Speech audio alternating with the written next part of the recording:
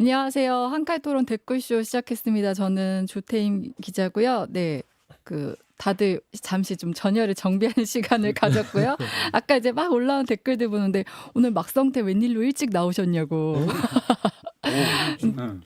제가 안경만 바꾸기 그러는데 일찍 나오고 말고 갈 게 없어요. 그래요. 항상 늦게 오셨으니까 오늘 왜 이렇게 일찍 왔냐고 이런 댓글 남겨주셨고요. 근데 왜 그리고 막성태님 소개는 따로 안 하지? 그냥 막성태님이요? 막성태 앉아 있으면 막성태가 되나? 그러면은 막성태님 나오셨습니다. 네, 막성태님 나오셨습니다. 네. 그래도 돼요. 아니 저희가 지난번에도 왜 월드컵 한번 맞추는 거 했었잖아요. 근데 네. 제가 보니까 이번엔 저희 아무도 못 맞췄더라고요. 스코어는 네. 진짜 다 틀렸네요. 다 틀렸는데 그나마 좀 비슷한 게 그러니까 김준일 평론가가 1대 2로 패할 것이다. 예. 이렇게 했고 1대2 서영조 패. 소장님, 막성태님, 1대1. 저 1대1 무승부. 어. 그다음에 김경률 회계사님이 그때 매국노 되겠다 하면서 그랬죠. 이제 1대 3패 1대3 했었는데 김준일 평론가가 제일 근 사치로 맞췄다고 볼 수 있겠죠? 맞췄는 건 네. 별로 좋은 건 아니에요. 한 골 차로 진 거를 네. 맞춘 거지 정확하게. 맞습니다. 네, 그래서 이따가 커피 쿠폰 김준일 평론가 이름으로 쏠 수 있도록 하겠습니다. 아 근데 내가 축구 얘기 이게 잠깐 좋아할 수는 하면 없다 근데. 사실상 네. 무승부 경기였어. 내리니까. 너무 아쉽더라고요. 그래 그 한 골 맞아요. 먹은 거는 그건 참 안 먹어도 되는 골이어서 너무 속이 상해서. 김승규 선수 저는 이번에 보고 너무 놀랐어요. 되게 잘하죠. 왜 잘해요? 그렇게 골을 많이 슈퍼 세이브가 막아내더라고요. 있다 보니까 사실 방송 끝나고도 누가 비난을 못 하더라고요. 그러니까 한 골 먹었지만 네. 워낙 잘했으니까. 그건 김승규의 잘못이 아니에요. 근데 뭐 이제 하여튼 다 지나간 얘기니까 네. 우리가 이제 그 남아공을 격파해야죠. 목요일에 있습니다. 그렇습니다. 그거는 이제 저희가 무승부만 해도 32강 진출은 이겨야죠. 한다고. 이겨야죠. 네. 2대0. 2대 0으로 지금 벌써 하는 거예요. 항상 제가 자주 쓰는 표현 중에 인생이나 정치나 복잡계다라고 하는데 그래서 진인사 대천명이에요. 어떤 일이 생길지는 아무도 몰라요. 그래서 그냥 내가 하고 이 과정에 네. 만족을 하면 된다. 아. 사실 뭐 우리가 잘했지만 공이 둥근도 어떻게 알아요? 계속 틀리신 분이니까 이렇게 말씀을 하시는 거예요. 모르죠. 모르죠. 맞힐지도 모르죠. 저희가 이제 축구 얘기를 할 때는 이렇게 막 화기애애하게 얘기를 하는데 앞전까지는 좀 심각한 얘기들을 막 했었잖아요. 서영조 소장님이 한숨을 쉬시는데, 네. 아니 네. 이 사실 그 이재명 대통령 그러니까 민주정부 사기 네. 지금 1년 이제 지나가고 있고 1년 한 20일 됐나? 근데 벌써 이렇게 당내부에서 집권여당과 대통령이 싸우는 모습을 보이는 게 한숨에 안 날 수가 없죠. 국민들 보기에도 어떻겠어요. 거기에다 지지율은 폭락하는 부분들도 있고 한참 대통령이 지금 일해야 될 때인데 당내 문제에 대통령이 지금 신경 쓰는 그런 상황이 됐잖아요. 네. 앞서 이제 본방에서도 뭐 순방 나가서도 지금 그 외교 성과보다는 뭐 당내 문제에 더 많이 신경 쓰는 것처럼 비춰졌다. 물론 외교 성과도 많이 썼는데 그게 안 나오는 거잖아요. 그러니까 지금 결국에는 정청래 대표가 지금 무슨 일을 하고 있는 거야라고 한숨이 날 수밖에 없는 거예요. 사실 저는 지난 지방선거에서의 이 패배의 가장 큰 요인이 서울 경남인데 네. 이유가 뭐냐면 지금 5국 3특이라는 지방균형 발전을 가열차게 할 시점이거든요. 지방선거를 이기고 나서. 근데 그 맥이 탁 끊겼어요. 저는 그 부분에서 왜 정청래 대표는 미안하지 않지 대통령한테? 아니, 내 탓 아니야. 나는 최선을 네. 다했으니까. 그거 대통령 탓이지라고 하나? 음. 그러니까 대통령 2기가 됐는데 지금 할 수 있는 게 지방균형 발전에 대한 부분들에 대해서 드라이브를 못 걸고 다시 뭐 코스피 부동산 문제로 돌아오고 그거를 신경 쓰기에도 지금 벅찬데 당내 지금 전당대회에 있어서 이거 내 말도 안 들어주고 큰일 났네. 네. 이러다가 일찍 레임덕 오는 거 아니야. 이런 고민을 하게 생겼으니 한숨이 안 나겠냐고. 네, 예, 김준일 예. 평론가. 그 리얼미터 기준으로 하면은 네. 이제 데드 크로스가 역대 대통령들이 언제 왔는지를 보면은 네네. 이제 가장 빨리 온 사람은 윤석열이에요. 취임 6주 만에 6주 만에 데드 크로스가 왔고요. 거의 되자마자 됐어. 네. 예, 거의 되자마자 금방. 그러니까 윤석열 대통령이 사실은 본인이 어렵게 이겼고 본인의 비호감도가 그렇게 높은 거를 감안을 하면은 굉장히 겸손하고 네. 국민들을 포용하면서 갔어야 되는데 바로 뭐 극우 유튜버 채용하고 뭐 이런 논란이 있으면서 굉장히 빨리 빠졌고 이재명 대통령이 제가 좀 뭐 본방송에서 오래 버텼다고 얘기했지만은 사실 다른 대통령에 비하면은 빨리 빠진 거예요 이게. 왜 그러냐면은 박근혜 대통령은 5개월 걸렸어요. 세월호 아. 참사 벌어지고 그다음에 데드코르 리얼미터 기준으로 데드코르스가 맞고 네. 문재인 대통령은 19개월에 됐는데 이재명 대통령은 12개월 만에 지금 된 거거든요. 다른 최근에 있었던 대통령들 중에서는 빨리 지금 데드크로스가 왔는데 아까 네. 말씀드린 이제 성관이 사태랑 여당의 권력 투쟁이 직격탄을 좀 때렸든가 직격탄이었다. 뭐 이렇게 보면 될 것 같아요. 그럼 이제 성간이 사태나 여당 상황이라면 꼭 뭐 대통령이 못해서라기보다는 주변 환경이 이제 좀 밑받침이 못된 부분들이 좀 영향을 줬다 이렇게 볼 수도 있겠네요. 뭐 복합적이니까 이게 저런 게 다 복합적이니까 그렇긴 한데 뭐 아까 얘기했듯이 이제 양극화 문제도 영향을 줬죠. 근데 그게 어쨌든 양극화 그러면은 갑자기 6월 4일부터 양극화가 확 진행된 건 아니잖아요, 이게. 네, 그러니까 네. 발화 지점이 있었던 거예요. 그게 발화 지점이 하나가 밉게 보이면은 안 좋게 보이면은 다른 것도 다 안 좋게 보이기 시작하거든요. 일종의 트리거처럼 예, 그냥 예. 그때부터 우수수 떨어지는. 그 아까 전에 제가 본방송에서 좀 착각이 있었는데 20대 지지율은 네. 리얼미터 기준으로 30.6인데 다만 20대 남성이 23% 그리고 학생층은 26.6% 이랬어요. 그래서 정확하게는 20대는 30%에 가까스로 걸쳐 있다. 근데 그러니까 20대 남성 23%라고 하는 거는 거의 그러니까 이게 오세훈 지지율하고 거의 비슷해요. 이게 출구조사에서. 예. 그러네요. 예, 네, 네. 거의 그 정도로 지금 이제 이대남들이나 학생들 전체적으로 불신이 굉장히 커졌다. 예. 제가 어제 전 그런 네. 측면도 있다고 말씀하신 대로 이제 막상 민생 됐는데. 어려운데 네. 싸우기만 하냐라는 측면도 있을 것이고 거기에 대한 분석은 뭐 나올 수가 현재는 없는 상황이지만 그냥 추정인데 민주당 지지층에서 일부가 네. 그러니까 친청 대 친명의 갈등이 심해지면서 이른바 친청 지지층이 대통령에 대한 지지에서 빠졌을 가능성. 왜냐하면 같은 조사에서 민주당 지지율은 올랐거든요. 그런데 대통령 지지율은 떨어졌어요. 긍정평가, 부정평가에서 데드크루스가 나왔어요. 민주당 내에서 친 그렇죠. 전청래 지지자들이 대통령 지지율은 또 낮게 본 것이다. 네, 그러니까 부정평가를 많이 했다. 좀 더 넓게 보면 네. 사실은 친문으로 이어지는 전통적 지지층이 있어요. 그러니까 이 정청래 대표는 이쪽에 이제 힘을 실는 거고 그쪽에 지지를 받아서 당 대표를 하려고 하는 거고 그리고 원래 친명 지지층이 있고 여기에 누이재명이 결합된 지지층이 있죠. 근데 지지층 간의 갈등과 번복이 심해지면서 네. 일부 친문 지지층 중에 일부가 대통령에 대한 지지를 철회하는 걸 수도 있다. 그래서 부정평가로 표심한 게 있다. 예를 들어서 친청 쪽이 강한 성향의 게시판 커뮤니티에서는 대통령에 대한 상당히 비난, 비판 이런 것도 많이 올라와요. 네, 그렇죠. 네. 그럼 그게 반영이 될 수가 있는 거죠. 이게 그러면 사실 어째 중도층 일부에서 스윙보터 일부에서 지지를 철회한 것보다는 어떻게 보면 더 위험한 상황일 수도 있어요. 네. 저는 이제 김경림 회계사님께 그거 여쭤보고 싶은데 코스피 막 9천 네. 찍고 사실 이제 코스피가 올라가면서 정권 지지율도 같이 올라간다 했었는데 지금은 그게 전혀 같이 가는 현상이 아닌 거잖아요. 그렇죠. 그건 어떻게 보세요? 그러니까 저도 약간 다른 말씀부터 시작을 해보면, 그러니까 앞서 제가 어떤 표현을 썼었냐면, 그러니까 증상적인 원인은 그러니까 데드크로스의 증상적 원인은 당내 분란과 선관위 사태 이런 것에 공감을 하면서 이게 이제 질문과 연관되는 건데 저는 이 시간에 소개를 드렸었는지 모르겠는데 열흘 전쯤에 저는 중앙일보 보고 좀 깜짝 놀랐어요. 그러니까 학자 100명에게 이 설문조사한 것이 있는데 여러 가지 부문별 네. 이 국정 수행 지표를 묻는데 저는 당연히 이제 부동산이 최하일 걸로 생각하고 예측처럼 대단히 낮은 점수더라고요. 제 기억에 뭐 40몇 점 뭐 안팎이었었는데 전문가들 평가가 예. 네.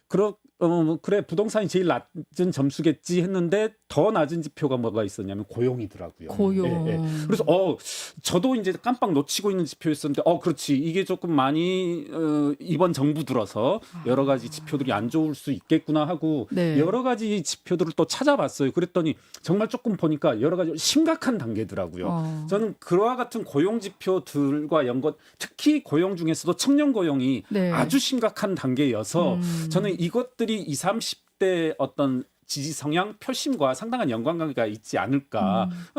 그리고 이제 직접적으로 여쭤보신 것과 관련해서는 정말 이제 그 종합주가 지수라고 하는 것이 지금 2천에서 1만을 향해 가는데 정말 국민들이 느끼기에는 이게 정말 5배 정도 이렇게 좋아졌냐 하면 아닌 것이고 네네. 실제로 뭐 조금은 전문적인 얘기를 해보면 이 종합지가지수 자본시장에서 이와 같은 자금 흐름이라고 하는 것이 실물 경제에 곧바로 투입되는 지표는 아니란 말입니다. 네. 예, 그것과는 약간 상대적으로 독립적으로 움직인 거여서 이것들에서 어떤 종합주가지수에서 느끼는 상대적 박탈감이라고 할까요? 네. 누군가는 종합주가지수 1000이 뭐 막대한 자본이득을 상징할 수도 있고 또 한편으로는 SK나 또 삼성에서는 막대한 또 성과급으로 비춰질 수도 있지만 그게 특히나 20, 30대에서는 상당한 박탈감으로 나타날 수 있기 때문에 네. 이런 것들이 저는 아까 말씀드린 정리하자면 고용, 부동산 이 두 가지 지표에서 뭔가 좀 심기일전하지 않으면 이와 같은 지지율 하락세가 조금은 계속갈 수도 있겠구나 하는 생각을 합니다. 고용 네, 얘기 김준일 좀만 평론가. 하면은 네. 이제 통계청 이제 국가데이터처에서 5월 고용 동향을 이제 발표를 했었거든요 최근에. 네. 예, 그거가 지금 이제 말씀을 하신 걸 거예요. 예, 전체적으로 보면은 고용이 한 5만 명 정도 줄었는데 청년층이라고 보통 얘기하죠. 네. 예, 이 25만 명이 줄었어요. 네. 전년 동기 대비. 예, 25만 5천 명이 줄었어요. 네. 그러니까 쉽게 얘기를 하면은 신규 고용을 안 한다라는 거예요. 지금. 그러네요. 기업들이 네. 그러니까 뭐 그게 이제 여러 가지 이유가 있겠죠. AI의 뭐 이런 걸로 단순 그 이제 자료를 찾거나 뭐 이런 수요가 이제 줄어들고 뭐 이런 그쵸. 건데 네, 신입 안 청년들 뽑는다고 입장에서 하죠. 보면은 네. 이제 역대급인 거예요. 사실은 지금 그 뭐 나라는 호황이라고 하는데 일자리 그리고 이제 눈높이가 다 높아져서 이제는 원래도 그랬지만은 이제 대기업 대한민국의 좋은 일자리라고 하면 10% 정도 된다고 보면 돼요. 우리가 생각하는 좋은 대기업. 네. 그 중에서 이제 삼성전자와 하이닉스는 이제 그 중에서 또 이제 한 1% 되는 거고 거기에 이제 들어가기 위해 모두가 목숨 걸고 싸우는 이 상황 이거에 대해서 굉장히 이제 뭐 분노하는 부분이 있는 거죠. 그래서 네. 이게 고용은 역대 정부가 다 고민이 있었는데 이번에는 이 AI 자동화 이런 것들에 심각한 타격이 있는 거는 네. 맞다. 이거에 대해서 예전에는 그래서 그 60대 이상의 고용률을 좀 개선시키기 위해 무슨 일자리 막 이런 거 이제 고령층 일자리 예. 이런 거에서 지표상으로는 이제 개선이 많이 네. 됐거든요. 근데 지금 정부는 그걸로도 이제 부족한 상황이에요. 그래서 다른 비전과 이런 대규모 공공사업이나 뭐 이런 것들이 지금 뭐 이제 필요하지 않나 그 생각이 들어요. 그러니까 네, 저는 이제 그런 사실 그 한시적인 이 일자리 부분을 제공해 주는 것도 정책적으로 필요하는데 이게 이제 청년들한테는 인지적인 어떤 공감 능력이 필요한 거라니까요. 제가 늘 저는 제 입장에서 정당이라든지 국가가 해야 될 것은 젊은 청년들은 네. 내 갈 길에 대한 희망을 제시해 줘야 돼요. 길이 보여야 갈 거 아닙니까? 힘들더라도. 원래 젊은이들은 어떤 목표를 가지고 갈 수 있는 희망이 있을 때 절망하지 않거든요. 그냥 한시적으로 너 오늘 일할 거 얼마 벌 수 있고 어디에서 얼마만큼 먹고 살 수 있고 이것만 하고 그 다음이 없으면 젊은이들은 화를 낼 수밖에 없는 거예요. 그래서 전 청년층에 대한 정책을 정부도 그렇고 특히 집권여당에서도 과연 얼마만큼 같이 공감하면서 고민을 했는가 저는 찾아보지 못했다고 봐요. 물론 정부가 뒤늦게 뭐 청년 정책을 위한 장관급 부처를 신설하겠다 하면서 네. 그 대안을 마련하고는 있으나 최소한 집권 여당에서 뭐 청년 정치를 발굴해서 청년 정책을 우리가 공감하겠다. 이게 실패하고 있잖아요. 그러면 직접적으로 청년들을 공감할 수 있는 정당만의 어떤 정책들을 가지고 소구해야 되는데 없다. 결국엔 그게 지방선거에서 나타났고 서울구 외양간 고치는 부분이라서 네. 저는 이 부분을 시급하게 좀 당정 간에 좀 모여서 머리를 맞대고 좀 가야 될 방향인데 2030 놓치고는 정당의 미래도 없고 국가의 미래도 없어요. 저는 그 부분에 대해서 좀 뼈저리게 좀 그 치열한 논쟁을 해야 되는데 보안 수사권이 그들의 희망과 길을 열어주지 않거든. 저는 그런 생각이 있어요. 저도 뭐 청년들 얘기하시니까 그런데 저는 청년보다도 사실은 그런 게 있어요. 김용범 실장이 그 페이스북에 쓴 내용, 네. 전 대부분 이제 맞다라고 생각을 하는데 동의하는 바인데 거기에 이런 표현이 나와요. 호황의 과실은 위로 향하고 긴축의 고통은 아래로 향한다. 아, 호황의 가시는 위로 그렇죠. 향하고 긴축의 고통은 고통은 아래로 아래로 향한다. 향한다. 그러니까 서민들은 점점 힘들어지고 그 그렇죠. 과실은 위에 상류층의 몇 사람들만 이제 누린다. 예. 네. 일단 저는 이제 원래가 고등학교 때 제가 무릎을 탁 치면서 깨달았던 게 고등학교 2학년 때였어요. 예. 여름이었죠. 예. 근데 죄송합니다. 아니요. 근데 뭐냐면 모든 빈곤은 상대적이다.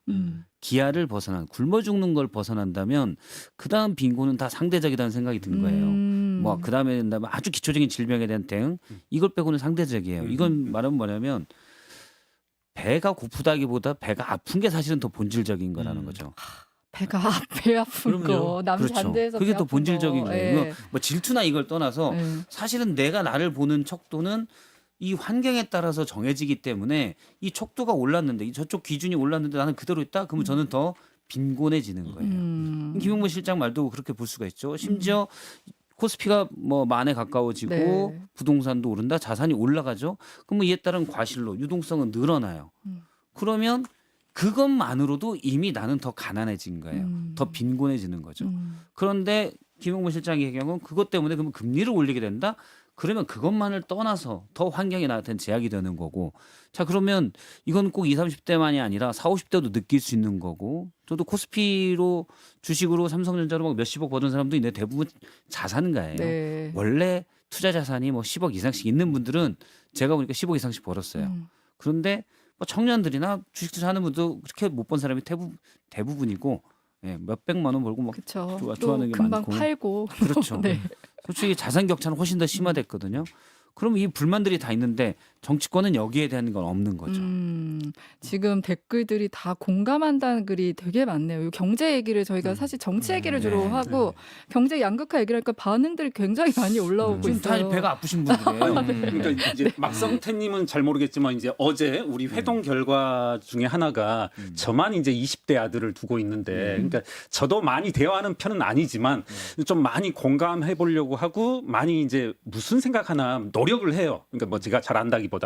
그랬을 때 제가 고용 문제를 조금만 더 말씀드리자면 이건 경제적인 측면이 아니라, 그러니까 20대 입장에서 대학교를 졸업하고 이제 사회에 발을 디디는 순간에 절벽을 느끼는 거잖아요. 절망감을. 저는 이게 30대, 40대가 회사를 그만두는 거 실업과는 또 다른 문제라고 생각을 해요. 그간 초중고 과정을 거치면서 계속 사회의 일원이었다가 이게 고용 문제가 닥치는 순간 사회로부터 뭐랄까요? 거창하게 얘기하자면 소외 내지는 버려졌다는 그런 느낌마저도 있을 수 있다라고 생각을 하거든요. 그렇게 본다라면 이거 조금은 심각하게 생각하고 조금 공감하고 네. 이게 저는 모르겠습니다. 좀 김용범 실장에 대해서 좀 아주 삐딱하게 보는 것 때문에 그런지 몰라도 그렇게 현황을 야 너희들 그건 뭐 배 아픈 거다 내지는 긴축되면은 너희들이 먼저 고통당하는 거야 이런 말마저도 상당히 뭐랄까요 심리적으로 불편할 수 있다.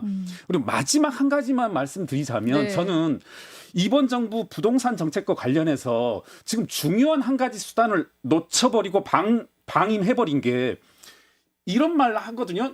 며칠 전에 한국은행에서 나온 건데 뭐죠? 이렇게 이 고유가 지원금 이런 것들의 승수 효과, 경제에 미치는 네. 효과가 100을 기준으로 20% 안팎이다 이런 게 나왔었거든요. 그러니까 어떻게 보면 경제적 효과가 거의 없다.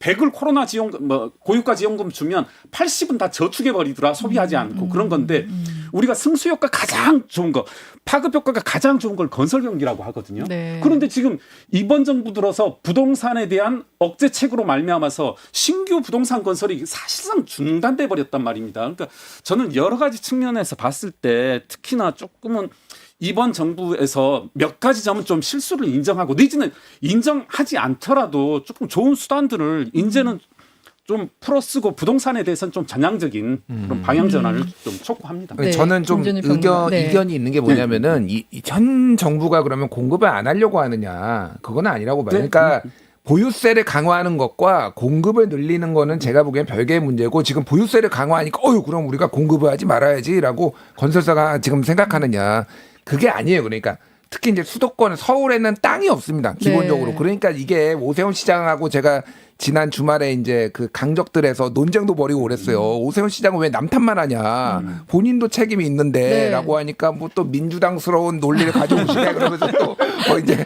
진짜 예전에는 박원순 탓만 하더니 본인이 약속한 것도 하나도 못 지키고 이제는 이제 이재명 탓만 하냐. 막 이제 논쟁을 벌이고 뭐 네. 누구를 제가 지지하는 게 아니라 기본적으로 어려워요. 그러니까 공급이. 그러니까 어려운 부분은 또 뭐 그것도 책임져야 되지만 하는 거고 보유세 강화 문제는 여러 가지 좀 찬반이 있을 텐데 저는 보유세 강화해야 된다고 봐요. 예, 지금 흐름이 이 흐름대로 가면은 누군가는 불편하겠지만은 네. 이거는 어쨌든 겪어야 되는 거다. 뭐 그 생각이 들고 그래서 공급이 안 되는 게 보유세 강화 때문에 부동산 이 정책 때문이라고 보는 거는 저는 반대. 네. 그거는 좀 사실에 가깝지 않다라고 개인적으로 보고 여러 가지 이제 고민들이 있네요, 진짜. 그러니까 민주당에 어쨌든 다시 민주당으로 돌아가면은 네. 이런 논쟁을 우리가 이런 대화를 민주당 내에서 지금 최고위원회의에서 지금 맞아요. 해야 되는 맞아요. 거예요. 그러니까. 예, 근데 왜 맞습니다. 우리가 네. 지금 이거 여기서 이걸 하고 있냐. 물론 이것도 우리도 필요하지만은 좀 한심하다. 아니 예. 어제 안 그래 제가 개파색이 되게 옅은 한 의원이 그 얘기를 하는 거예요. 지금 2030 문제도 너무 심각하고 경제 문제도 심각한데 이 얘기를 당 내 지도부나 아무도 이 얘기를 하지 않고 적극적으로 나서는 사람도 없다. 그리고 이제 그 잠실 뭐 그런 현장에도 뭐 천준호 수석이 가긴 했지만 왜 대표나 이런 지도부 차원에서 움직이지 않느냐 이런 얘기들을 하더라고요. 근데 그러니까 네. 제가 얘기하는 게 지금 당 지도부에서 나오는 게 뭐냐면 1인 1표제. 1인 1표제 당에서 1인 1표제 하는 거 필요하죠. 당원 주권주의 뭐 이런 부분들 필요하고 적극 동감하는데 그렇게까지 계속 할 일이냐. 먹고 사는 문제가 무슨 상관이에요. 국민들이 보기에는 1인 1표 하세요 이거고 빨리 우리 문제에 대해서 논의해봤는데 안 해. 그리고 나서 우리 걸 하려고 하나 봤더니 보안 수사권 폐지, 티끌, 뭐 꿈도 꾸지 마, 뭐 이런 식으로 하면서 그냥 보안 수사권 알았어. 검찰 개혁이라는 거 중요한 건 알겠는데 그게 우리 먹고 사는 문제야. 지켜되지 않아. 알았으니까 그건 해. 그러면 우리 문제는 계속 질문을 던지고 있는데 그 얘기를 안 해요. 이게 뭐냐면 제가 앞서도 얘기했지만 2030이라든지 국민들은 계속해서 우리가 민주정부를 세워서 출범을 시켰으면 우리 삶에 대해서 신경을 이제 써주겠지 했더니 사실 니네들끼리 권력쟁투 빼고는 안 하네. 이거 뭐야? 라는 실망감이 더 큰 거예요. 왜냐하면 기대치가 높으니까. 지난 윤석열 정부는 기대치가 바닥이었기 때문에 아예 기대도 안 했던 부분도 있었을 것이고 이 윤석열이라는 사람은 그 뭐 이 내란 수계가 돼서 사라졌어요. 그러면은 그 지난 정부는 지난 정부였던 과거로 치우고 다시 반면교사 삼아서 우리 민주정부 사기는 국민들이 바라는 본인들의 삶에 대해서 좀 디테일하게 들어가야 되는데 그걸 하는 사람은 대통령밖에 없어요. 저는 그렇게 생각해요. 현재까지 1년 동안 네. 실용적으로. 근데 집권여당에서는 이 1인 1표제 좋고 보안수사권 폐지 의견 좋으니까 빨리 그거는 그냥 당내 문제로 끝내고 말씀했던 대로 지금 우리가 얘기했던 경제 얘기, 청년의 어떤 삶의 얘기에 대해서 진지하게 고민해야 되는데 저도 돌이켜보면 그런 치열한 논쟁은 없는 것 같아요. 그렇지 않아요? 서용주를 청년부 장관으로 정년부 장관으로 갈까? 지명직책으로 좀 보내줘. 내가 가서 좀. 민주당이 어젠다가 나오는 게 다 지금 말씀하신 대로 뭐 당원 주권주의 네. 그리고 검찰 보안 수사권 이거잖아요. 저는 사실은 대통령도 그런 비슷한 취지의 얘기를 했지만 민주당이 여당의 자격이 지금 없다. 사실 그렇게 생각해요. 네. 여당이면 대통령의 표현대로 더 넓은 그다음에 포용을 가지고 실질적인 책임 윤리를 가지고 문제를 해결하려는 데 해야 되는데 아직도 깨 부수는데 지금 민주당 지도부는 초점이 맞춰져 있어요. 여전히 야당과 그렇죠. 같다. 그 네. 원인은 제가 누차 얘기했지만 경선 구조에 문제가 있는 거예요. 당원 주권주의를 얘기하면서 강성 목소리에 소구되는 시스템으로 돼 있기 때문에 네. 그건 국민의힘도 마찬가지긴 한데 그렇기 때문에 정작 중요한 문제에 대해서 언급하기보다는 어떻게든 강성 당원들에게 어필해야 되는 구조가 된 거죠. 그래서 정청래 대표가 대통령의 경고에도 불구하고 보안수사권 폐지라고 여러 차례 페이스북에 네. 올리는 것이기도 하고요. 근데 이렇게 한번 보면 지금 상당히 위기인 게 상대방이 국민의힘이잖아요. 일단 예전의 상식으로 본다면 국민의힘 장동혁 지도부는 완전히 기괴한 정도죠. 네. 윤호개인인데다가 계엄에 대해서 두둔하는 멘트들도 했단 말이에요. 그러면서도 지도부로 있어요. 이건 정말 비정상적인 상황이에요. 네. 다양성의 범주 바깥에 있다고요. 그런데 그런 정당과 비슷한 지지를 가진다? 이건 민주당으로서는 엄청나게 부끄러워야 될 일입니다. 근데 본인들이 민주주의의 적통을 쭉 가져갔다는데도 계엄한 세력이 키를 잡고 있는데도 비슷하게 있는 거예요. 부끄러워야 될 일이에요. 맞습니다. 네. 네. 근데 이게 김진성 저는 그러니까 맞는 말인데 이게 국민들이 되게 현명하다고 생각하는 게 사실상 장동혁은 식물 대표예요. 그러니까 지금 장 대표 자리만 하고 있지만은 네. 이 당은 장동혁의 의지대로 움직이지 않고 있습니다. 예를 들면 이번에 뭐 저거 국정조사 했잖아요. 네. 국정조사 이제 선관위 사태 관련해서 국조특위에 장동혁 대표가 한 명도 추천을 못했어요. 네. 네. 정점식 원내대표가 다 추천했습니다. 그러니까 이미 당 장악력 그러니까 기가 막히게 알아차리는 거예요. 사실은 이 정당의 지지율이 올라가는 게 반사이익도 맞는데 어차피 저 장동혁 제 식물이고 곧 갈 거라는 거를 이미 알고 있고 네. 그래 그냥 국민의힘이라도 그래서 지지해서 민주당 정신 차리게 해주자 약간 이런 정서까지 중도층에는 있다라고 이제 보는 게 맞을 것 같아요. 꼭 그래서 국민의힘이 잘해서라기보다는 음. 뭐 지금 체제로 가는 거면은 차라리 지금 민주당을 질책하자. 네. 정점식 원내대표도 그 얘기를 했어요. 우리가 잘해서 지금 지지율이 오른 게 아니다. 뭐 그런 얘기도 하고. 저는 이 민주당이 제가 좀 답답한 게 뭐냐면은 그러니까 이 검찰 개혁에 대한 강박을 버리지 않으면은 제가 보기에는 이 정당은 답이 없다. 지금 그 한찬식 그 뭐 네, 민정수석 네. 민정수석 임명한 거 가지고 또 지지층이 난리가 났어요. 뭐 딴지 게시판이고 뭐 여기가 이제 난리가 났어요. 그래서 고민정 의원도 좀 지지층 목소리를 좀 청와대가 엄중하게 받아들여야 된다 뭐 이런 얘기를 했는데 한찬식이 누군지는 알고나 지금 하는 건지 너무 난 지금 네. 웃긴다 이게. 제가 뭐 한찬식을 잘 아는 사람은 아니지만은 네. 기본적으로 기본 데이터가 뭐냐면은 그러니까 윤석열 라인이 아니에요. 여기는 정확하게는 그냥 검사예요. 네. 그래서 지금 얘기를 하는 게 환경부 블랙리스트 수사를 했다라고 그 불쾌해요. 지지층이. 네. 그게 언제였냐면은 2018년이에요. 그때 문재인 정부 때 네. 동부지검장 하면서 환경부 블랙리스트 사건이 이제 정확하게는 그 누구였죠? 그 김태호 김태우. 수사관이 그 문제 제기를 하고 그래서 이걸 안 할 수가 없는 거예요. 그러면 뭐 덮습니까? 그러면은 덮으면은 정권은 더 나락으로 가는 거예요. 이미 나왔으면 수사를 해야 될 거 아니에요. 네. 수사를 해가지고 문제가 발견됐어. 문건이 발견됐어 실제. 그래가지고 김은경 장관 기소를 했어요. 대법원에서 유죄까지 나왔어. 검사는 지휘를 한 거예요. 그러니까 이게 그렇게 잘못된 건가요? 그러면 이게 만약에 무죄가 나왔다고 하면은 그러면 이게 무리한 기소라고 볼 수도 있는 건데 네. 대법원 확정 판결로 유죄까지 나왔잖아요. 그쵸. 그럼 검사는 아무것도 안 해야 되냐. 우리 정권에 대해서는 건드리지 말아야 돼. 근데 이게 진짜 아이러니한 게 뭐냐면은 네. 2018년에 동부지검장 했잖아요. 2019년에 6월 달에 윤석열이 검찰총장이 돼요. 네. 그리고 얘들을 날립니다. 네. 그래서 옷을 벗어요. 윤석열이 옷 벗긴 사람이에요. 그래서 윤석열이 옷 벗기니까 와 우리 윤석열 검찰총장이 역시 저기 정권에 칼을 들이댄 이 검사를 다 날렸네라고 좋아해요. 그러다가 조국 사태 터지니까 윤석열 XX 개 XX 하면서 또 이래요. 이분은 원숭입니까? 조삼모사같이? 아 이게 뭐 하는 짓이에요 이게. 한찬식이 제가 뭐 얼마나 민정수석의 능력이 있는지는 모르겠어요. 네. 근데 이런 말도 안 되는 거를 가지고 검사라면 불편하다라고 하면은 누굴 씁니까? 검사 안 썼다가 예전에 문재인 정부 때 이상한 사람이 민정수석 해가지고 지금 여기까지 온 거 봤잖아요. 이사장 누구 말씀하시는 거예요? 여러 명 있어요. 제가 뭐 누구를 특정하는 거 아니에요. 여러 명 있었어요. 검찰 개혁을 하려면 검찰을 제일 잘 아는 사람을 갖다가 칼로 써야지. 네. 그냥 무식한 거고 그냥 정념만 남아 있어요 진짜로. 좀 그게 적당히 좀 해라 진짜. 저도 이제 김은경 장관 블랙리스트 네, 사건 막상 당시 듣니. 1심 법원 판결문에 뭐라고 돼 있냐면 이게 과거에 그게 이제 공공기관에 정권이 바뀌었는데 옛 정권의 박근혜 정권 인사들이 그대로 남아 있다. 이분들을 아웃시키려고 그런 거예요. 환경부에서 김은경 네. 장관이 그냥 나가라 이 정도가 아니라 사실 좀 집요하게 압박을 하고 감찰을 한다고 그러고 특히 또 정권에서 내려보낸 이 사람 좀 시켜줘 공공기관에 네. 산하기관에 이분을 이분을 시켜주려고 했는데 이분이 서류 탈락 그랬어요. 박모 씨라고. 그랬더니 서류를 탈락한 책임자를 너 왜 그 사람 못 시켰어? 그 환경부 네. 산하에. 그래서 이분을 좌천을 시켜요. 상당히 그래서 당시 판결문에는 관행이라고 하더라도 이번 거는 상당히 폐해가 심각했다. 네. 그리고 되게 직접적이었다라고 하면서 실형 2년 6개월을 처음에 1심 법원은 내립니다. 일반의 관행을 너무 뛰어넘어선 거죠. 이제 관행도 나쁘기도 하지만 네. 정도가 그래도 이것도 네. 심하다. 관행이어도 나쁜 거지만 정도가 심하다라고 본 거고 그래서 그 뒤에는 뭐 사실은 임기를 맞추자 이런 얘기도 나오고 하잖아요. 물론 개선점은 필요하겠지만 근데 정도가 심한 건 있어요.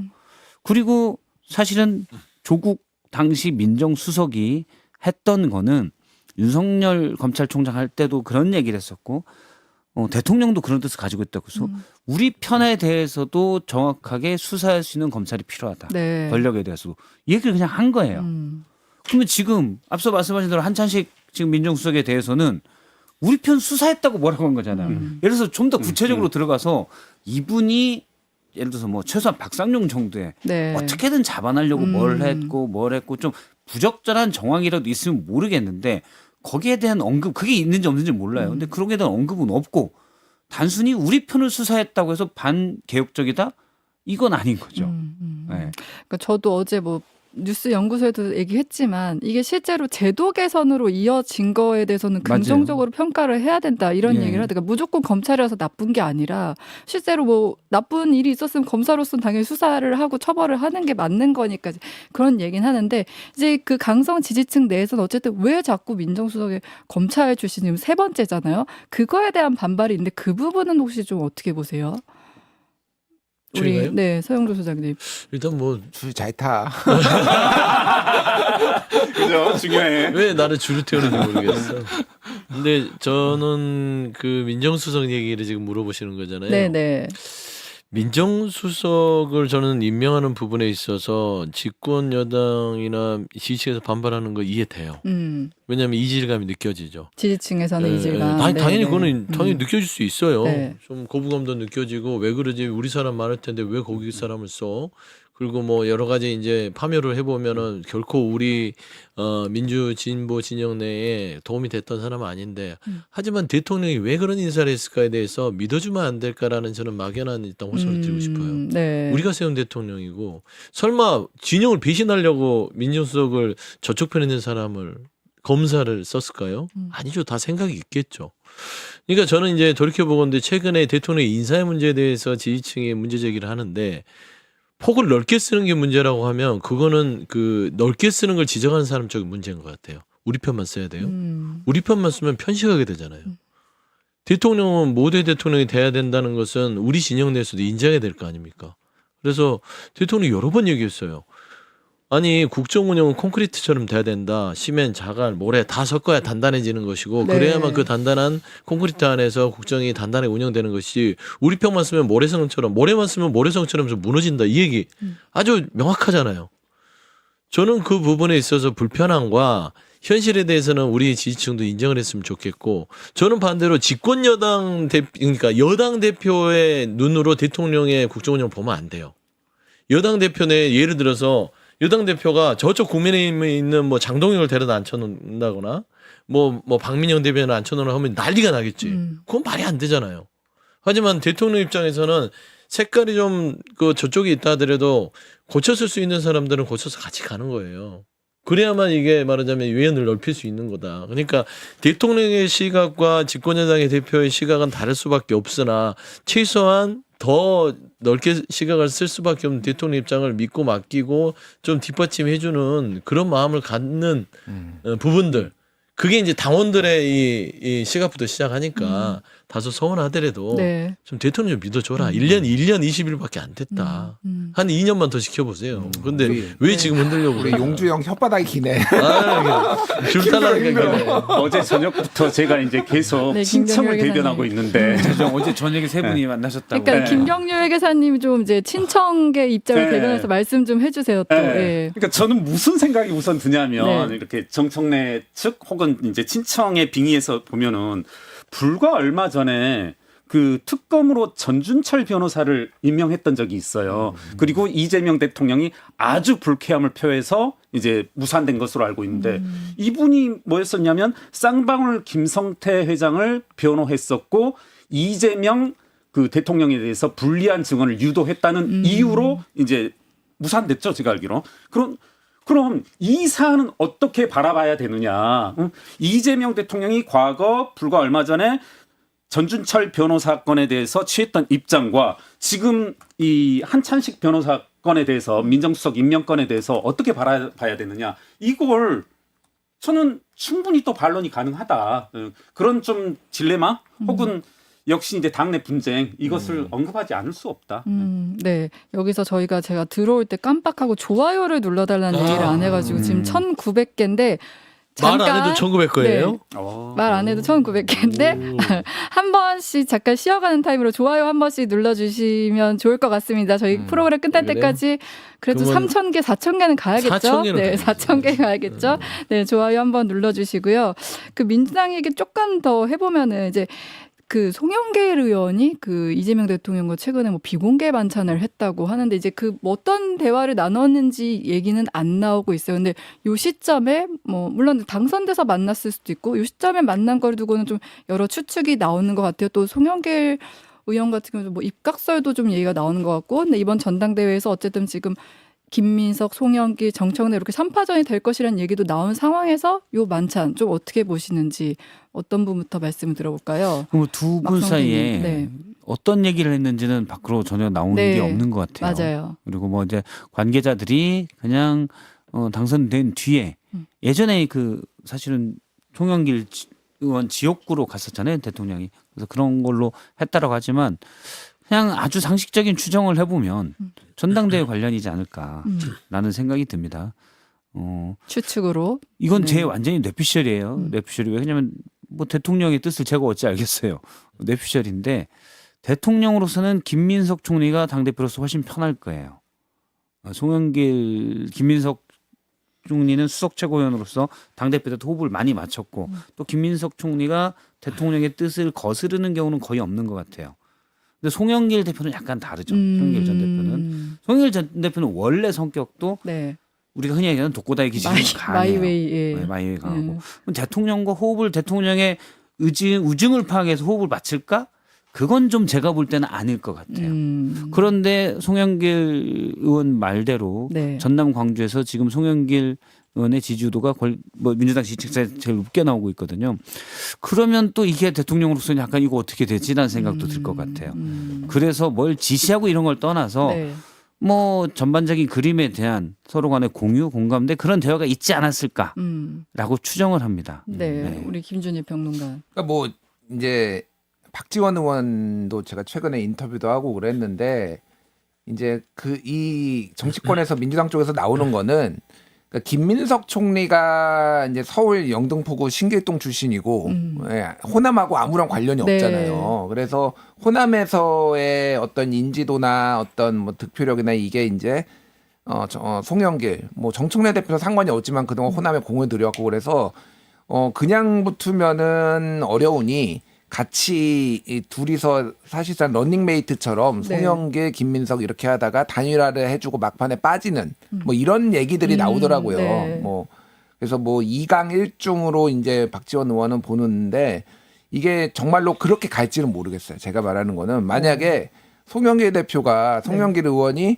지지율이 생각보다 잘 나온다. 2강 1중이라고 예상이 되는데 예. 1중이 아닌 거예요. 예, 뭐 3강일 수도 있고 진짜 비슷비슷하게 나오거나 본인이 제일 잘 나올 수도 있잖아요. 그러니까 뭐 그러다 네. 보면은 완주 뭐 단일화하지 않고 완주해서 어차피 지금 결선 투표제가 있거든요. 그러니까 그래서 끝까지 갈 수도 있겠다. 뭐 욕심을 한번 내볼 수도 있을 것 같아요. 그래서 뭐 저는 뭐 나쁘게 보지 않아요. 예, 뭐 그러니까 입각을 할 수도 있는 거고, 네. 뭐 아니면 당 대표에 도전할 수도 있는 거고, 뭐 꼭 그러니까 이거는 결국은 당원들과 국민들이 판단하는 거죠.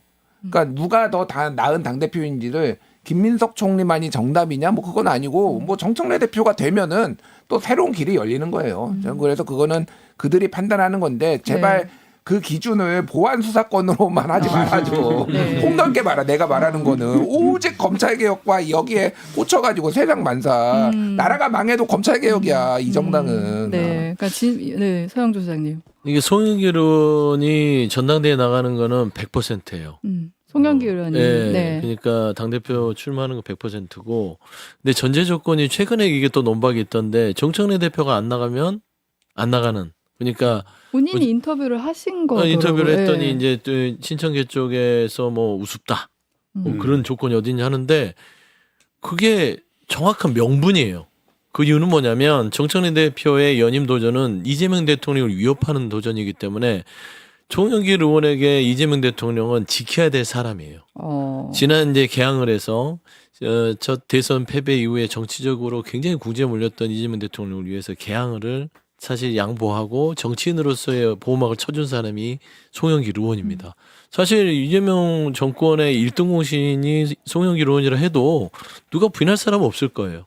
그래서 그런 부분에 있어서 이재명 대통령의 어떤 지금 현재의 민주정부 사기를 태동을 시켜놨는데 지금 이게 정청래 대표 때문에 흔들리게 생겼어요. 원래 저부터 정청래 대표 안 나오면 네. 나는 별로 생각 없다. 나는 열심히 이제 국회에서 의정 활동하면서 이재명 정부를 뒷받침하겠다고 했는데 나온다고 하니까 나가서 그러면은 대통령이 지켜야겠다라는 의지가 확고하고 아마 이제 그런 것 때문에 이 대통령과 이 회동이 있었던 건 아닌 것 같고 아마 연수 끝나고 나서 그런 또 개항으로 물려준 뭐 지켜준 그런 친분 관계 때문에 아마 회동을 한데 뭐 만나서 그냥 웃고만 있었겠어요. 이런저런 얘기했겠죠. 그러면 이제 김준일 평론가나 우리 막성태 시장님 얘기했듯이 여러 가지 어떤 전반에 지금 현재 당내 전당대회에 대해서 얘기도 했을 것 같고 결국엔 정청래 대표가 만만치는 않아요. 표 계산 없이 나오지는 않았을 것이고 대통령하고 싸우는데 표 계산 없이 나왔다가는 이거 지면은 이거는 뭐 사실 정계 은퇴감이잖아요. 그래서 저는 이 부분에 대해서는 치열하게 대통령도 결국에는 여당 대표 싸워야 되는 이런 참 볼썽사나운 상황에 처해서 송영길 의원이 대통령 지킴이로서 아마 좀 아주 강하게 할 텐데 말한 대로 김민석 총리가 일단은 그 중심에 있지만 몰라요. 3자 구도로 갔을 때 송영길 의원한테도 그 기회가 오지 말라는 법은 없잖아요. 그래서 아마 상강구도 저도 뭐 그렇게 생각합니다. 그러니까 네, 한마디만 더 말씀을 드리면은 이 지금 3명의 이제 나이 학번이 뭐 학번으로 하는 게 좀 편할 것 같은데 김민석 82학번 서울대 82학번 서울대 사회학과 송영길 연세대 아마 경영대 81학번 정청래 이제 저 건대 85학번 뭐 이렇거든요. 818285학번. 예, 예. 네. 아, 그러니까 앞에 구자는 없나? 이 정당에는? 그러니까 90년대 학번은 좀 없나? 아, 김용민 의원이 출마를 예, 뭐 거의 김용민 구자지. 75, 76 몇 년. 예, 예, 뭐 아니 그러니까 뭐 김용민 의원도 뭐 이제 한데 저는 이 민주당의 체질이 좀 바뀌어야 된다. 그 생각을 해요. 민주당 체질. 이제 네, 이 운동권 정당, 뭐 다 민주화에 대한 그 뭐 훌륭한 기여도 다 인정을 합니다. 뭐 다 총학생 회장하고 다 이런 분들이잖아요. 근데 언제까지 다 이제 환갑 넘은 분들만 나와서 미래를 얘기하고 이럴 것인가? 서용주 소장도 지금 50대 중반이에요. 지금 15년 줄 서고 있어요. 뒤에서 선배들 기다리고 있어요. 아니 그러니까 언제 죽어? 뭐 관장에 다 들어갈 때까지 서용주 그럼 이러고 있어야 돼. 그러니까 이게 민주당 너무 늙었어요. 제가 보기에는 이제 좀 새로운 세대도 치고 나오고. 근데 이거는 그들의 문제기도 하고 그 네. 정치인들의 문제기도 하고 지지자들의 문제기도 해요. 그러니까 지지자들이 아직도 같이 늙어가는 거야 사실은 이 민주당 이게 늙은 정당이 돼가고 있다. 네. 그러니까 이게 보수가 오히려 이준석이 당대표 나오고 뭐 이제 차기 당대표로 막 김재섭이 나오네 막 이런 얘기가 막 돌고 있어요. 그러니까 막 이러고 있는데 언제까지 이분들 다 훌륭하죠. 근데 언제까지 이분들한테 지금 환갑 넘은 분들한테 다 계속 이렇게 의존해가지고 이렇게 갈 건가 좀 굉장히 갑갑해요. 그러니까 좀 이제 다른 정당이 돼야 됩니다. 민주당도 조금. 예. 네, 그래서 이제 박성태님. 사실은 다른 정당이 돼야 된다는 예를 들어 예전 386에 대한 반감도 있고 목소리가 있었잖아요. 근데 그거를 공고히 시킨 게 당원 주권주의자라고 봐요. 제가 계속 그 부분을 언급을 하는데 사실은 전 국민을 설득하는 건 힘들죠. 강성 당원 예로 150만 설득하는 건 쉬워요. 그래서 그 구조로 만들었다. 물론 그렇게 만든 거에 맨 처음은 이재명 대통령이 있죠. 근데 그 부분에 대해서 이재명 대통령이 물론 뭐 변명일 수도 있겠지만 지난번 기자회견에서 그렇게 얘기를 했어요. 소수 야당일 때와 네. 여당일 때가 다르다. 야당일 때는 일단 싸워야 되기 때문에 지지층을 결집하는 게 필요하다. 아마 제가 볼 때는 그 표현이 일부에서 아니 이재명 대통령이 그렇게 했고 그거를 정청래 대표가 그대로 따라서 하고 있는데 왜 그래? 라는 거에 대해서 그때와 이때는 다르다라는 맥락으로 대통령이 춘추관 브리핑 일문일답에서 그 얘기를 썼던 것 같아요. 네. 뭐 그거는 논리적으로 전 맞는 거라고도 생각해요. 야당일 때와 여당일 때가 다르고. 근데 어쨌든 그 구조가 지금 민주당이 왜냐면 강성 지지층은 싸우는 것만 원하잖아요. 지금 AI 시대에 뭐 이렇게 싸웁니까? 다 깨부수고 뭐 하려고. 예. 그 저는 이제 어제 저녁 버전을 조금 상기하면서 또 우리 김준일 평론가도 업해 주셨으니까 그러니까 저는 그런 생각이 같은 맥락에서 송영길 의원 당대표 출마를 위해서 이렇게 나오는 거 네. 이거 자체가 저는 국민들한테 매우 괴이하게 보일 것 같아요. 사실은 이 개항을 국회의원직을 넘겨주고 그리고 얼마 전 돈봉투 사건에서 무죄 판결을 받았습니다만 그건 네. 어떻게 보면 하드 팩트잖아요. 그런 것들을 두고서도 이제 송도로 출마해서 이제 국회의원직을 얻었는데 거기에서 멈춰야 된다. 그러니까 말씀하신 것처럼 이 서영주 소장이 말씀하신 것처럼 그 측면 맞아요. 그러니까 대단히 그거조차도 괴이했었는데 대통령 선거에서 떨어지고 네. 이재명 대통령이 대개는 그와 같은 때 이제 보궐로 출마한다든가 그런 경우가 없었는데 송영길 의원이 매우 이례적으로 본인의 지역구를 그만두고 서울시장에 출마하면서 거기를 가져갔었던 거잖아요. 그런 의미에서 본다라면 저는 그러니까 돈봉투 사건을 다시 언급하자면 송영길 의원 그리고 과거의 김민석 의원의 재과 이런 것들을 보면은 이분들이 가지고 있는 능력과는 상관없이 어떤 능력을 가지고 있는지 모르겠어요. 그것과는 상관없이 물려줘야 된다. 그러니까 네. 정치권에서는 떨어져 나가줘야 된다. 이게 민주당의 발목을 잡고 있는 게 뭐냐면 한찬식 그 민정수석 사건에서도 뭐냐면 범죄가 문제가 되는 게 아니라 구체적으로 블랙리스트 사건이라든가 뭐 돈봉투 사건 문제 삼는 게 아니라 지금 계속 검찰을 문제 삼잖아요. 지혜가 문제가 아니라 잡아들인 검찰을 탓하고 있잖아요. 이것들이 구조적으로 민주당의 퇴행을 불러일으키고 결국은 국민의힘이 자중질환에 빠졌음에도 불구하고 지지율 하락, 지지율 역전까지 빚어지고 있는 어떤 원인이 아닌가 하는 생각이 듭니다. 네. 송영길 의원님 당대표 출마하는 건 뭐 괴이할 정도는 아닌 것 같고 뭐 이제 김경률 회계사님 입장에서는 불편할 수는 있고 별로 네, 마음에 네, 안 네. 들 수는 있죠. 네, 네. 근데 이제 전체적으로 제가 앞서도 얘기했듯이 기괴하고 괴이한 거는 집권 여당 대표가 대통령과 각을 세운 게 기괴한 거예요. 이게 흔한 일인가라고 봤을 땐 정치사에는 그렇게 흔한 일은 아니다. 이런 상황에서 송영길 의원도 인제 민주당에 돌아온 지 3년 됐는데 당대표 선거 나가고 싶겠어요? 솔직히 예를 들면은 그냥 당에서 중진으로서 무게 잡고 중심 잡고 이재명 대통령 정부 어떤 뭐 역할을 하는 게 제일 낫지 당대표 선거 쉽지 않습니다. 그리고 대표 해봤어요. 또 뭐 할 생각이 그렇게 강하지는 않았다는 측면에서는 사실 지금 민주당 내에 지금 벌어지고 있는 권력의 이 암투의 현상 자체가 저도 이해가 안 돼요. 왜 1년 이제 같이 지난 대통령의 어떤 그 자리와 국정 동력을 야당도 아니라 여당 대표가 흔들려고 하느냐. 이거는 심각한 문제예요. 우리가 그냥 뭐 관전평을 하는 게 중요한 게 아니라 최소한 대한민국의 어떤 행정의 수반으로서 국가 운영을 책임지는 사람을 흔드는 게 여당 대표라는 게 말이 되냐고요. 그런 의미에서 이제 송영길 의원은 결국에는 힘든 선택을 할 수밖에 없었다. 네. 김준일 평론가. 아니 요 댓글 하나 네. 소개를 하면서 이분한테 미리 커피 쿠폰 드릴게요. JYB 멘트. 네.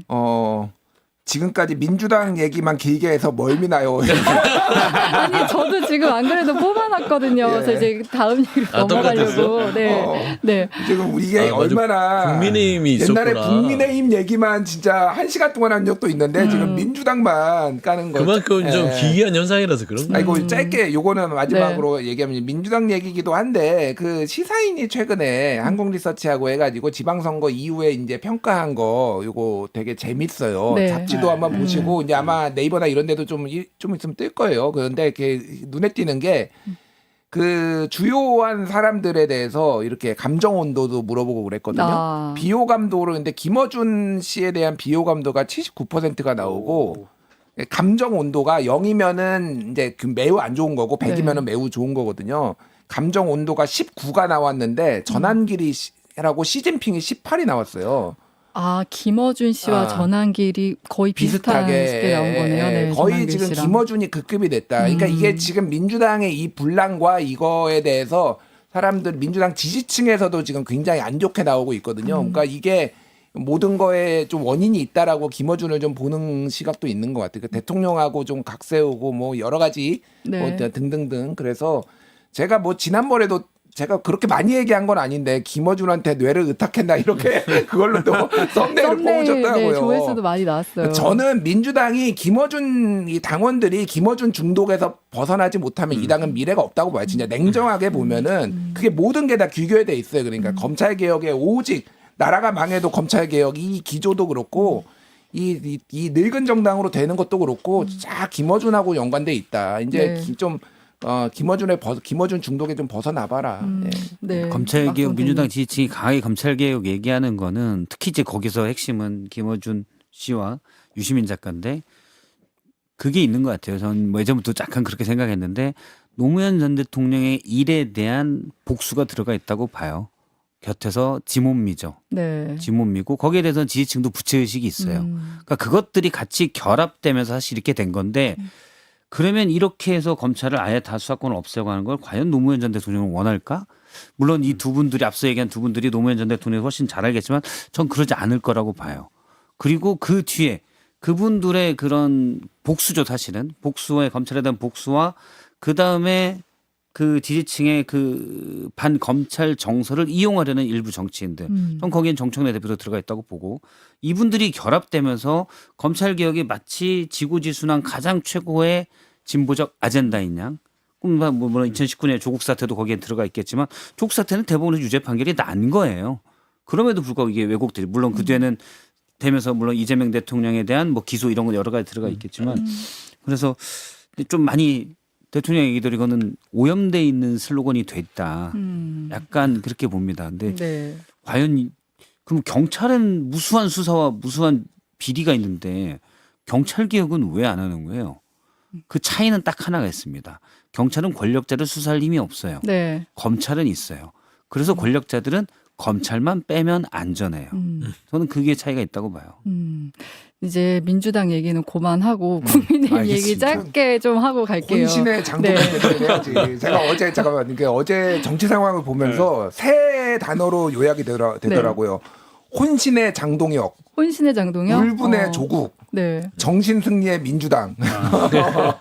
혼신의 장동혁, 울분의 조국, 네. 정신승리 민주당. 정신승리는 이제 그 연어 술파티 가지고 위원들이 나와서 사실상 이거는 무죄다, 이완용 무죄다라고 정신승리를 시전했잖아요. 그 이제 서영교 의원 등등등 해서. 어제 딱 그 장 세 가지가 네. 딱 요약이 되더라고요. 그러니까 그럼, 울분의 조국 10가지 이유 막 되면서 네, 그쵸. 막 자기가 떨어진 거 뒤끝 장렬하면서 시전했잖아요. 그러니까 뭐 짧게 얘기하면 한동훈은 어쨌든 보수 분열됐는데 붙었잖아. 그럼 조국 본인이 잘해서 이기면 되는 거지. 지금 와가지고 찌질하게 네. 진짜 욕이 안 나올 네. 수가 없더라고 진짜. 혼신의 장동혁은 왜 혼신의 장동혁이라고 아니 붙이셨어요? 그 지방선거 평가를 했는데 네. 지방선거 평가 내용에 당 대표가 혼신을 다해서 이겼다. 그래서 혼신을 다하다 보니까 이제 쓰러지신 거야. 너무 힘들다. 혼신을 다해서 이제 하얗게 불태운 거지 우리 장동혁 대표는. 근데 진짜 장동혁 대표 지금 입원해 있고 지금 당내에서 일단 아픈 사람 앞에다 두고 뭐 사퇴하라고는 얘기 못 하니까 사퇴로는 좀 잦아든 상황인 것 같긴 한데 그 점정식 원내대표의 그 뭐 2월까지 뭐 가겠냐 사퇴론 가겠냐 요 말을 놓고 앞서 박순봉 예. 기자는 이제 그 사퇴한다는 얘기가 아니라 사퇴론 그게 그때까지 가겠느냐 뭐 요런 얘기라고 하는데 요 지금 국민의힘 상황 좀 어떻게 보시는지 김경림 회계사님. 네. 저는 이제 그 아마 이번 직전으로 보이는데 장동혁 대표가 페이스북 글을 하나 썼어요. 네. 본인의 이제 부동산 문제와 관련해서. 근데 저는 이게 개인적으로는 되게 의미심장하게 다가오더라고요. 역시 이제 조국과 비슷하게 1, 2, 3, 4, 5 했는데 TV조선의 이제 의혹 보도에 대해서. 근데 저는 보니까 이게 마지막으로 들어가면서 이 자술서를 쓰고 들어갔다. 짧게 제가 네. 소개해 보면은 이제 본인은 반박한다고 썼는데 다 인정하는 거예요. 짧게 한번 읽어보겠습니다. 1번 당초 A와 기획부동산사와 갑 토지에 대해 계약을 했고 A는 갑 토지에 도로가 날 예정이므로 B가 소유한 을토지로 대신 이전해 주겠다고 했습니다. 시청자 여러분께 물어볼게요. 그 부동산 계약을 했어. 근데 도로가 났다는 이유로 땅을 바꿔줘요. 이거 명백한 특혜죠. 이게 지금 특혜라는 이유로 의혹 보도를 한 거거든요. 인정을 했고 그다음에 제가 한번 3번에 뭐가 있냐면 앞서 말한 바꿔준 토지 을 토지가 신탁되어 등기를 이전받지 못하고 있던 중 작년에 계약을 해제했습니다. 그리고 또 뭐라고 나오냐면 여하튼 등기가 못했다고 하는데 제가 한번 찾아봤어요. 본인이 뭐라고 하냐면 재산 신고는 했었다. 등기는 못했지만 재산 신고는 했고 그리고 TV조선 보도 보면은 이 동 이름까지 나오더라고요. 정확히 읍까지는. 그래서 장동혁 대표 재산 신고 내역을 보고 거기 있다고 했으니까 그리고 TV조선에 읍까지 나와서 제가 등기부등본을 떼봤어요. 그랬더니 등기 이전 돼 있어요. 돼 있어요. 네, 그러니까 네. 장동혁 대표는 그러니까 본인이 반박하겠다고 했는데 모든 걸 인정한 거예요. 그러니까 저는 이제 이거 역시 뇌피셜. 그러니까 부동산 문제 이것도 꽤 심각한 거다. 시청자 여러분들이 잘 모르실 수 있는데 이게 기획부동산으로부터 사기를 당했는데 집단적으로 사기를 당했는데 네. 본인만 지금 빠져나온 거거든요. 그리고 그 과정에서 여러 가지 의혹이 있고. 근데 이와 같은 일련의 해명들이 본인의 어떤 빼박 혐의를 인정해 준 거여서 저는 여러 가지 이제 정치적인 난제도 있지만 이와 같은 본인의 재산 형성, 재산 신고 과정에서의 이런 것들에 비추어 보건데 말씀하신 것처럼 정치적 생명은 이제 끝나지 않았나. 식물 대표 뭐 좀비 정당 뭐 이런 얘기 여러 하셨죠? 가지 측면에서 네, 본인의 네. 정치적 능력도 무능함을 이제 입증했지만 이와 같이 어떤 뭐 재산 형성 과정에서의 이와 같은 비리 저는 모르겠습니다. 법률 전문가는 아니니까 모르겠는데 여러 가지 위법 소지도 분명히 있지 않나 하는 그런 추측을 합니다. 네. 막성태님. 비정상적이긴 한데 저는 뭐 한 5, 6년 전부터 비정상의 노멀이 돼 있다. 뭐 그런 비정상의 생각만- 노멀이요. 네. 지금 시대가 네. 제가 뭐 자주 쓰는 맞아요. 표현이 그 역사는 발전하는데 정의의 수레바퀴는 300년짜리여서 300년에 한 번씩 발전했음을 느낄 수 있다. 그래서 정의가 내 생에 승리하지 못할 가능성이 아주 높다. 이걸 갖고 살아야 돼요. 네. 그런데 그러면 뭐 당연히 이 비정상적인 상태, 앞서 얘기한 장동혁 대표 물론 좀비 상태라고 해도 많은 분들이 얘기하죠. 버틸 수 있을까? 저 버틸 수 있을 거라고 봐요. 형식적 구조가 그렇게 돼 있기 때문에. 그런데 그러면 완전히 힘이 좀비인데 지금 계속 좀비일까? 그건 또 모르죠. 여기는 형식적 권한이라는 게 있어서 어떻게 될지 사실 모르겠어요. 좀비는 안 네. 죽어요. 아 좀비 안 죽는다. 잘 안 죽어. 네. 근데 안 죽는 게 아니라 잘 안 죽어. 그러니까 쉽게 죽지 않는 게 좀비인데 마동석도 못 이기는 거야? 그렇죠. 아, 그래서 이제 사실 좀비당으로 계속 살아남을 가능성을 저는 조심스럽게 점치는데 장동혁 대표가 이제 알아누워서 이제 이번 쇼를 하는 부분이라고 저는 얘기해요. 좀 야박하게 뭐 꾀병 같기도 하고 정치적인 피신처가 될 수도 있고 보통은 저도 지금 병원에 가면 한 2주 3주는 입원할 수 있어요. 그래서 그런 얘기를 하는 건데 다만 뭐 정치적으로 지금 궁지에 몰려 있는 상황에서 지금 숨고르기가 좀 필요한 시기라서 작전상 그렇게 할 수도 있다. 이해됩니다. 두 번째 이제 뭐 부동산 문제 TV조선에서 사실상 세게 이게 취재가 들어갔더라고요. 아 TV조선이 야당 대표를 그러면 TV조선이 장동혁을 버렸구나. 이제 TV조선조차도 어떤 이 사태설의 무게를 저는 이 우회적으로 지금 표현하고 있다고 보는 거예요. 그래서 장동혁 대표가 지금 심각성을 좀 느끼는 상황에서 입원하면서 계속해서 지금 어떻게 하면 여고를 빠져나갈까 지금 고민 중일 거예요. 왜냐하면 잠실도 이제 거기 다 이제 치워요. 이제 거의 피신할 수가 없어. 오갈 데가 없는 거야. 의총 가면 나가라 그러지. 당대표 시점 찾아오지. 노텐도를 돌아다니면 한동훈 의원 마주치면은 참 명구하게 될 거지. 그러니까 이제 사실 내가 어떻게 돌아와서 내 자리를 입지를 굳힐까 하는데 저는 장동혁 대표가 좀비처럼 저는 버텨낼 거다. 그렇게 버틸 보여요. 거다. 네, 네. 왜냐면 이분이 보통 생명은 있는 게 아니에요. 뭐 근거는 없지만 TV조선 느낌적인 뉴스 느낌으로. 때문에 더 버틸 것 같아요. 왜냐면 그 자리 물러나면 그렇죠. 바로 네, 우리 막 김경렬 기사님 의견 마지막으로 듣고 이제 마무리를 할까 봐요. 네. 저 이걸 기다렸습니다. 그러니까 반박할 시간 안 주기 위해 짧게 아까 무슨 말씀을 하셨냐면 반박할 시간. 뭐 이 시간 안 주게? 주택 공급과 관련해서 저는 이제 뭐냐면 김윤덕 장관도 말씀하셨잖아요. 저는 현 정부의 공급 부진 아주 강하다는 거 인정. 뭐 이재명 대통령도 하는데 문제는 이재명 대통령의 부동산 정책과 모순이라는 거죠. 무슨 말씀이냐면 공급과 수요는 이제 쌍방의 손바닥이 맞아야 되는데 지금 수도권 특히 서울 등에서는 수요 아주 뭐랄까요? 극단의 수요 억제책을 시행하고 있단 말입니다. 토지거래 허가구역이라든가 그다음에 조정대상 지역 지정으로 말미암아서 그래서 아파트 공급을 할 때 그걸 살 수 있는 수요층이라고 하는 것은 제가 몇 번 지적하지만 이해운 장관 같은 경우밖에 없다. 어떤 무주택자이면서 현금 부자인. 그래서 제가 알기로 제 안테나 축으로는 여러 아파트 건설사의 주택 공급 부문들이 사실상 휴업 중이라고 합니다. 그런 측면을 말씀드렸던 겁니다. 예. 네, 오늘 또 저희가 청년 정치, 아까 부동산, 양극화 이런 얘기도 하고 또 이제 민주당도 좀 세대 교체해야 된다 이런 얘기들을 해서 굉장히 뜨거웠는데 오늘 또 아직 좋아요 2,800개인데 저희 3,000개는 좀 찍었으면 사실 좋겠다. 안 찍었어요? 네, 이런 생각이 들면서 좋아요 막판에 좀 많이 눌러주시고요. 중간에 많이 그리고 누르니까. 지금 커피 쿠폰 주실 분들 뽑아볼게요. 네, 오늘 의견 많이 주셨는데 오늘 나나님 아까 김준희님 빠마 잘 나왔다. 아마 언제 빠마. 하셨어요, 빠마? 아니, 그거 그냥 되지 않았어? 타고 다니는 거예요. 이게 그러니까 드라이를 어떻게 하느냐에 따라서 뭐 스트레이트처럼 보이기도 하고 이제 약간 아마 잘 어울리는 남자가 흔치 않은데 잘 어울려요. 내가 뭔들 안 어울리겠어. 나 미치겠다. 얼천 모유국이야 여기 얼천 얼천 모유국. 모유국. 좀 빠지는 거 아니야? 나 잠시 잊었네. 네. 그리고 아까 저희가 세대 교체 얘기했을 때 아까 푸드님이 후배들 키울 생각을 안 하고 이제 본인들 권력 다툼한다 이런 얘기를 하셔가지고 공감이 돼서 이제 제가 아까 뽑아놨었고 후배들 키우라고 그렇게 제가 후배로서 얘기했는데 알아서 그러더라고요. 네. 해피나우님도 젊은 민주당 만들어져야 미래가 있다 이런 의견들 아까 주셨습니다.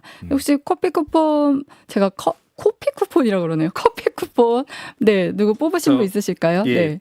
만수르 공주님. 만수르 공주님. 예, 네. 뭐라고 말씀하셨냐면 조태임 맥 네. 끊는 재주가 있네. 나를 끊어? 나를 이때의 끊는 맥은 서영주 소장님 진짜. 말씀하시는 거 해가지고 근데 제가 봤을 때 그때 끊어주셨어야 됐어. 네. 아까 저희가 이제 민주당 얘기 너무 많이 하고 해서 저희가 좋아요 한번 제가 중간에 눌러달라고 했을 때 그때 이제 올라온 글 저도 하나 봤습니다. 네. 네네. 그리고 저 이제 텐션 좀 올리란 얘기가 많아가지고 다음번에 더 텐션 올려볼게요. 네, 알겠습니다. 아니에요. 좋다고 텐션 좋아요. 우리들이 높으니까 네. 같이 높으면 안 돼. 그리고 또 누구 아까 저 한 분 더 뽑아주세요. 왜냐하면 골 네, 아까 오늘 이대 맞췄으니까 다 했으니까. 뽑아요. 네. 다 뽑으세요. 다 가져가. 해피나우님 드릴게요. 3,000 됐대요. 예, 네. 소중한 정보 감사합니다. 네. 그리고 이제 막선태님은 막선태님 그건 저는 방금 올라온 거 인생 네. 운이니까요. 막성태 근데 얼굴에 점이라도 찍으셔야 하는 거 아니에요? 라고 주셨는데 네. 일단 이분의 의견에 동의함을 떠나서 드리도록 하겠습니다. 인생 운이니까요. 네. 근데는 점을 예전에 제가 JTBC 프로 할 때 중간에 이렇게 테스형이라고 잠바 이렇게 걸치고 나와서 한 게 있었어요. 네. 점 찍고 시계가 이렇게 좀 그렇더라고요. 그 저는 영훈님이 아까 민주당의 젊은 정치인들을 쭉 올려줘서 저는 이분 커피 쿠폰 드릴게요. 민주당은 저희가 이제 좀 잊고 있을 수도 있는데 뭐 강훈식, 이소영, 김한규, 김남희, 하원기 같이 젊은 정치인들로 이제 세대 교체 좀 해라 이러는데 사실 젊은 정치인들도 많이 있긴 하거든요. 근데 많이 알려지지 않은 면도 있는 것 같고 또 너무 이제 그 선배 정치인들이 좀 가려져 있는 것도 있고 좀 고민들도 있는 것 같아요. 당내 젊은 정치인들도 우리가 2030 세대 목소리도 대변해야 되는데 그 부분에 있어서 적극적으로 나서지 못하는 거예요. 근데 방법을 모르겠다. 이런 고민들도 그분은 얘기하시더라고요. 커피 쿠폰 주지 마세요. 네. 소영주 소장을 뺐어. 전문 정치인 중에. 서영주는 상수지. 내가 강원식하고 같은 나이 때인데 가장 젊어 나를 보이는데. 뺐어. 안 되겠어. 영호님, 네, 다음번엔 소영주 소장님 이름 올려주세요. 농담이에요. 네, 꼭 들으시고. 농담입니다. 영호님 드릴게요. 네, 네. 저도 무적 LG 트윈스 이분 네. 2026. 네. 서영주 맥 잘 집어라. 무적 LG 트윈스님은 저희 많이 아, 보내주시는 그래요? 분이시긴 한데 드리고 또 저는 네. 아 그렇구나. 저는 누가 많이 드렸지. 아무튼 뭐 잘하시니까 또 드릴 수 있죠. 그럼요. 네. 잘하면 계속. 저는 드리면. 이제 처음 드린 것 같아요. 네.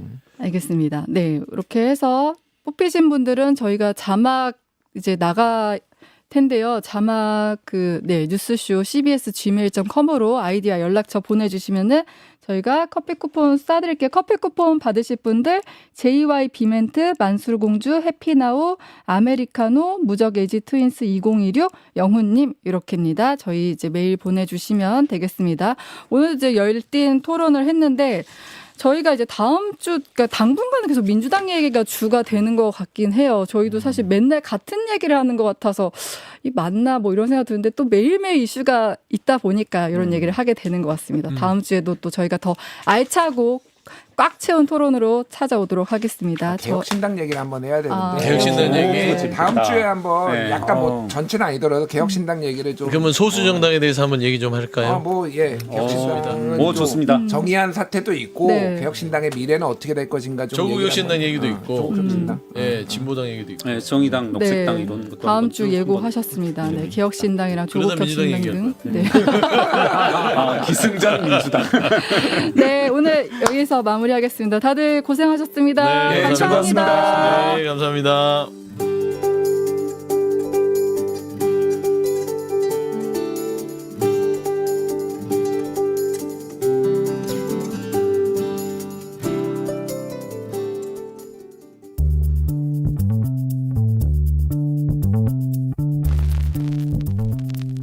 박성태의 뉴스쇼는 여러분의 참여를 기다립니다.